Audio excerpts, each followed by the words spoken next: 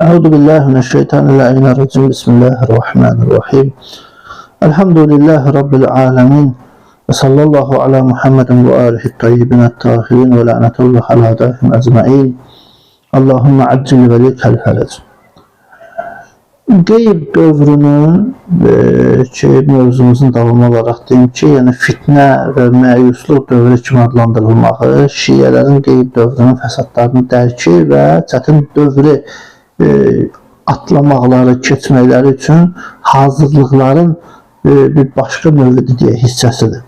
Yəni fitnə və ya şübhələrlə dolu olan mühit zamanı İmam Əcəlullah Fərəcəhin qeyb dövründə insanların çoxunun doğru yolu müəyyən etməyinə və həqqi rəhbəri seçməyinə imkan vermir. Yəni məyusluq səbəb olur ki, intizar ruhu cəmiyyətdən çəkilsin. Bununla mübarizə aparmağın yolu isə məsələnin həqiqətini insanlara çatdırmaq, izah etmək, onlarda ümid ruhiyyəsini açıqlamaq ki, mübəlliğlərin məxsusdakı böyük bir vəzifəsidir. Və İmam Baqir əleyhissalam deyir ki, və qalən nas matəl qaimu o hələkə bi eyyin vadin sələkə və qalət talibu ki, məsələn, Həzrət sözündə deyir ki, insanlardan bir dəstə deyir ki, qaim öldü, yaxud həlak oldu, yaxud hara getdiyi məlum deyil. Başqa biriləri deyir ki, nə vaxt qiyam edəcək, sümükləri də çürüyüb. Bax, bu zaman ona ümidvar olun, ümidli olun. Və indi zəlikə fərcuhu ki, yəni İmam deyir ki, bax, belə fitnə düşəndə əksinə siz ümidvar olun. Bilin ki, artıq həqiqətən də imam var, mövcuddur və o çətin imtihan dönəmidir, fitnə dönəmidir. Və İmam Sadiq əleyhissalam, İmam Kazım əleyhissalam, İmam Həsən Əskəri əleyhissalam da qeyb dövründəki bütün çaşqınlıq haqqında öncədən hədislərdə xəbər veriblər ki, insanları zəlalət və fitnə quyusuna düşməkdən çəkindirsinlər. Yəni, vaxtında edilən bu xəbərdarlıqlar imamətə etiqad bəsdir. Bir çox insanların qeyb dövründə qarşılaşdığı azğın cərəyanlar, şək-şübhə ilə yanaşanların qarşısında hazırlıqlı olmağına səbəb olubdur. Ki, məsələn, mərhum Şeyx Kuleyninin Əl-Kafi kitabında həmin dövrün fitnə və məyusluqlarına şəhər olunmuş bir çox hədislər var ki, məsəl üçün, orada Bab-ı Təmsih və İmtihan ki, fəsli var, orada nə qədər rivayətlər qeyd etmişdir və sadə kitablar ki, bunları artıq biz danışmışıq. Əvvəlki bəhslərimizdə müdürümün uyumçuluq etmək istəmirəm. İmamlar qeyb dövrünü çətinliklər və dil yaraları dövrü adlandırırlar və şiyələri bəlalar qarşısında dözümlü olmağa hazırlayırlar. Yəni, İmam Hüseyin əleyhissalam zamanı imamının qeyb dövründə baş verəcək çətinlikləri də hətta izah edir. Deyir ki, onun bayaq biz qeyd etdiyimiz rivayətlərdir. Onun qeyb dövründəki bir dəstə insan dindən çıxacaq, bir dəstə öz dinində qalacaq. Dində qalanlar bu dəstə əziyyətlər görəcək. Onlara belə deyəcəklər: Mətə hədəl və'du in kuntum sadikin. Əgər doğru deyilsə, bu vaxt nə vaxt gerçəkləşəcək? Əgər doğrusunuzsa deyil də, yəni bu qiyam, bu zühur nə vaxt baş verəcək? Yəni İmam Hüseyin əleyhissalamın sözünün davamında öz şeylərinə deyil, bu cür çox təhlükəli sözlər qarşısında səbirli və dözümlü olmağa, acı sözlər qarşısında səbir göstərməyə dəvət edir ki, bu növ səbir qarşılığında, yəni Allah Taala'nın verəcəyi mükafatlara işarə etməklə çox incə bir üslubda düşmənin bu cür zəhərli təbliğatına qarşı müqavimət göstərməyin heç də onun silahlı hücumu qarşısında duruş gətirmədən aşağı olmadığını bildirir. Hətta Həzrət buyurur ki, Əmmə innə sabirə fi qaybətihi ələl əzdi və təksib bi mənzilətil mücahid bis seyfi beynəyyədə Rasulullah sallallahu aleyhi və aleyhi. Qeyb dövründə əziyyətlərə, inkarlara dözən şəxslər peyğəmbərlərlə birgə döyüşən mücahidlər kimidir. Allah yolunda döyüşən mücahidlər kimidir. Bu İmam Zeynal'da sözlərində də görürsən ki, bu kəlamları görürük və zamanı imamına Əcəlullah Fərəcəhi etiqad bəsləyən ki, o imamın intizarını çəkən şiyələri həqiqi xalis şiyələri adlandırırlar. Yəni, onları aşkarda və gizlində Allahın dininə dəvət edən şəxslər hesab olunurlar. Cahillərin vurduqları dil yaralarını indiki dövrdə deyək ki, düşmənin ideoloji təbliğatı da hesablaya bilərik ki, eyni cür cahillər və müxaliflər mövcuddur. İxtilaf və münaqişə qeyb dövründə baş verəcək hadisələrdən də biridir həmçinin ki, imamlar aleyhissalam onun barəsində öz dostlarını, tərəfdarlarını xəbərdar ediblər hədislərdə və İmam Zaman Əzələ Fərəcəhin zuhurunun öncəki hadisələrdən biri adlandırıblar və aradan qaldırılması qiyamın hədəflərindən biri hesab edərək bildiriblər. İmam Həsən Əleyhisselam qeyb dövründə şiələr arasında yaradıcı ixtilaf, fitnə belə deyək ki, çaxnaşmada qabaqcadan xəbər verən ilk şəxs sayılır. Hədisdədir ki, lə yakunu hazal əmr əlləzi təntəzirunə həttə yəbrə bə'dukum min bə'din və yələnə bə'dukum bə'dən və yədxulə bə'dukum fi vəthi bə'din. Həzər gücü bir-birinə nifrət etmənə qədər, biri digərimizə lənət oxumayana qədər, bir-birimizin üzünə tüpürməyənə qədər bu iş baş verməyəcək. Görürsünüz, nə qədər həddə, yəni fitnə qalxacaq. Bunu eyni İmam Sadiq Əleyhisselam da bildiribdir hədisdə ki, Əbu Bəsrə Həzrət bəyan edir rivayətdə. Yəni, müxtəlif iddia və bayraqların meydana gəlməsi nəticələn bu ixtilafların, yəni bəzi iddiaçıların və şöhrətpərəstlərin nəfsani istəklərindən qaynaqlandığını təxmin eləmək çətin bir şey deyil.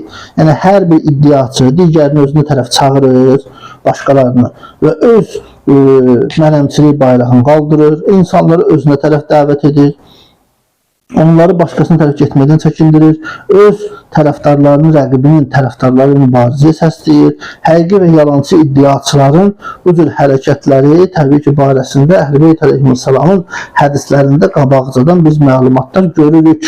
Yəni, həqiqi və yalancı iddiaçıların bir-birini ayırmaq üçün məsumlar hətta bizlərə yollar göstəriblər. Ki, məsəl üçün, müəyyən bir üsullar, qaydalar tətbiq edilirsə, Əhl-i Əleyhisselamın əsas və elmi üsullarına yanaşı, onların ki, daha göstərici olaraq şiələrin qeyb dövrünə hazırlıq məqsədindən zehni və ictimai hazırlığına yardımcı olublar. Yəni, məsələn, həm vəkillər təyin ediblər, həmçinin də alim və fəqihlərin müraciəti buyurubdular. Yəni, məsələn, məsumlar xüsusi vəkillər təyin ediblər. Məsələn, Hicrətin 2-ci əsrinin əvvəllərini götürsək, İslam cəmiyyətində iqtisadi durumun inkişafı ilə İmamlar əleyhissalam və şiələr arasındakı maliyyə əlaqələri genişlənir. Və Əhl-i əleyhissalam şiələrin maliyyə işlərini nizama salmaq üçün özlərinə vəkil təyin edir. Xumusdur, zəkatdır və s. beytulmal məsələləridir və həmçinin digər vacib və müstəhəb məsələlərlə bağlı istəyir sədəqəsi olsun, kəffarə fidyə olsun və s. Axır izah etməklə onları həmin pulların qəbul edilməsi, ötürülməsi, paylanması məqsədilə özlərinə ki, vəkil seçilir. Bu vəkillər də insanların etimad göstərdiyi şəxslərdən və alimlərdən təbii ki, təşkil olunmuş olurdu. Onlar məxsusən İslam cəmiyyətinin uzaq bölgələrini, müsəlmanlarla imam arasındakı maliyyə əlaqələrini, həmçinin vəqf və sədəqə məsələlərini, həmçinin də elm məsələlərini ki, idarə edirdilər və vəkalət mərkəzi İmam Sadiq Əleyhisselamın imaməti zamanında tədricən sistemli şəkildə bərpa olur. İmam Kazım Əleyhisselamın da uzun müddət həbsdə qalmağı ilə əlaqədar möhkəmlənir, daha da belə deyək. Və İmam Hadi Əleyhisselamın, İmam Həsən Əleyhisselamın zamanında isə imamlar şiələr arasındakı əlaqələrdə artıq mövcud olan böyük məhdudiyyətlər səbəbindən ki, öz təsirini zahir edir və imamın qeybi üçün bir belə deyək ki, yol açdı. Və İmam Zaman Əzələ Fərəcət də bundan istifadə edib, öz qeyb dövrü üçün xüsusi naiblər təyin etdi və insanlarla özü arasındakı əlaqəni bu yolla təmin elədi. Bir müddət sonra da bu şəxslərlə öz əlaqəsini kəsdi və şiələrə aşkarda olmayan imama iman bəsləmək və onu göstərişlərinə icra etmək üçün bir belə deyək ki, zəmin yaratdı. Həmçinin o vəkillərdən əlavə İmamların qapıları adlı şəxslərin də adı çəkilib, yəni bablar. Onlar imamlara əleyhissalama ən yaxın xüsusi şəxslər olurlar və cəmaatın imamlar əleyhissalamla əlaqəsi kəsiləndə həbslər, siyasi təzyiqlər, imamın cəmiyyət arasında olmasına maneə törədir də həmin bu qapılar, yəni belə deyək də, insanlar və imam arasında yeganə bir ünsiyyət vasitəsini çevriliblər və imamın yoxluğuna qarşı dözümlülüyü artırmaq üçün onların praktiki hazırlıq səviyyəsini təbii ki, bu da yüksəldirdi. Nəhayət ki, həmin bu vəkillik qurumu icraçı bir toplumu, kiçik qeyb dövrünü İmam Zaman Hacıullah Fərəcəhin 4 xas naibi ilə imamın daimi varlığından mütləq qeybə keçib dövrü olaraq uğurla tamamlayır. Ki, nəticədə bunun yanında xüsusi vəkillərin, naiblərin olması dayanır. Və ikinci mərhələ başlayır ki, artıq biz nə etməliyik? Məsumların göstərişinə əsasən ki, alimlərə, fəqihlərə müraciət eləməliyik. Yəni, şiələrin imama olan başqa bir ehtiyacı, imamların, onların fikri, etiqadı və onların ahirət üçün faydalı olan mövzularda qarşı çıxan suallarını cavablandırmağı idi. Təbii ki, İmamlar əleyhissalam bu ehtiyacı cəmiyyət arasında olduqları 2 əsr yarım, təqribən 3 əsrə yaxın dönəmdə, yəni özləri edirdilər bunu. Özlərindən sonra isə böyük elm miras qoyub gedirmiş, yəni elm üsullarını əldə etməyin qaydalarını göstərmiş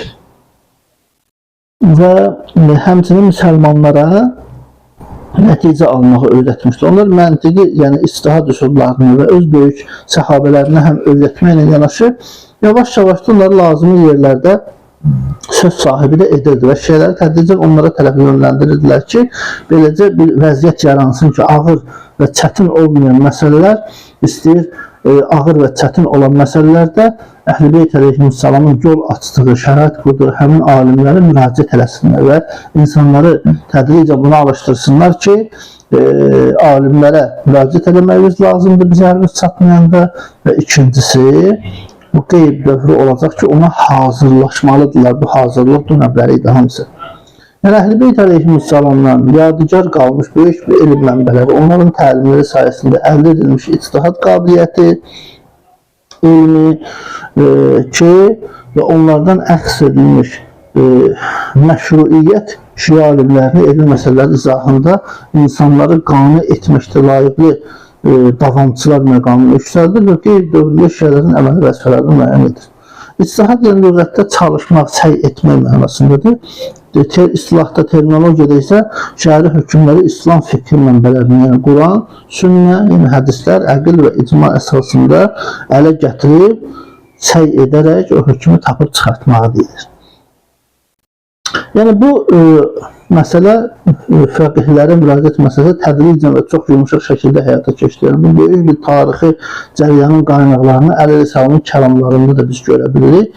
Məsələn, Kufə məscidində xütbə eləyəndə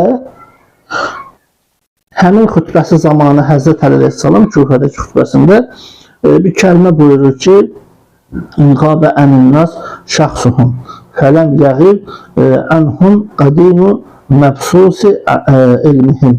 Həzrət deyir ki, özləri olmasa da insanlar arasında yayılmış elmləri onların arasındadır. İmam Hüseyin Əleyhissalam Ərəfə xütbəsində də alimləri bu məsələdə məsul şəxsi hesab edir və işlərin axarının onların əlində olduğunu bildirir. İmam Baqir Əleyhissalam həmçinin kəlamında buyurur ki, İzləs fi məscid-i Mədinə